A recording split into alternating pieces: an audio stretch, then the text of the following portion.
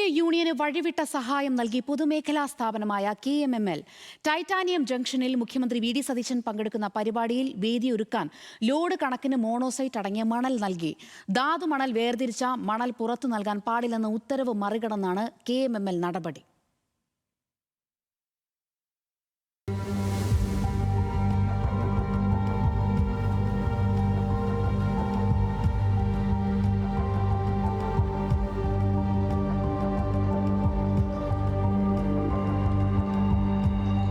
INTUC-യുടെ നവീകരിച്ച ഓഫീസ് കെട്ടിടത്തിന്റെ ഉദ്ഘാടന പരിപാടി നടക്കാനിരിക്കുന്ന വേദിക്ക് വേണ്ടിയാണ് മോണോസൈറ്റ് അടങ്ങിയ ലോഡ് കണക്കിന് മണൽ KMML അനധികൃതമായി നൽകിയത്. ടൈറ്റാനിയം ജംഗ്ഷന് സമീപം ഒരുക്കിയ വേദിക്ക് സമീപം മണൽ നിരത്തി.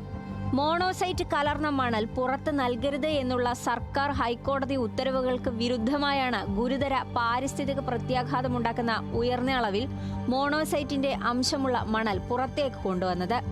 മാനേജിംഗ് ഡയറക്ടറുടെ നിർദ്ദേശമനുസരിച്ചാണ് മണൽ നൽകിയതെന്ന് കമ്പനിയിലെ ഉന്നത ഉദ്യോഗസ്ഥൻ വ്യക്തമാക്കി. അത് എനിക്ക് താല്പര്യമില്ലെന്ന് ഞാൻ പലവട്ടം പറഞ്ഞതാണ്. ഈ കേസ് എനിക്ക് പക്ഷെ എന്നെ കമ്പനി നിർബന്ധിച്ച് അവിടെ ഇരുത്തി കഴിഞ്ഞിട്ട് എനിക്ക് നിർദ്ദേശം എഴുതി തന്നു കഴിഞ്ഞാൽ ഞാൻ ഹെൽപ്ലെസ് ആണ്. എന്നെക്കാളും മുകളിൽ പവറുള്ള ആൾക്കാരുണ്ട്. അതല്ല എന്റെ ഒരു പ്രശ്നം. INTUC പരിപാടിക്ക് ഗ്രൗണ്ട് ഒരുക്കുന്നത് KMML കരാറുകാരാണെന്നാണ് ആക്ഷേപം. ദേശീയ ഹരിത ട്രിബ്യൂണലിന്റെ നിർദ്ദേശപ്രകാരം KMML-ന് ചുറ്റും വെച്ചുപിടിപ്പിച്ചിരിക്കുന്ന നിരവധി മരങ്ങൾ മുറിച്ചുമാറ്റിയെന്ന പരാതിയും ഉയരുന്നുണ്ട്. മുഖ്യമന്ത്രി വി ഡി സതീശനാണ് കെട്ടിടം ഉദ്ഘാടനം ചെയ്യുന്നത്. ന്യൂസ് മലയാളം, കൊല്ലം.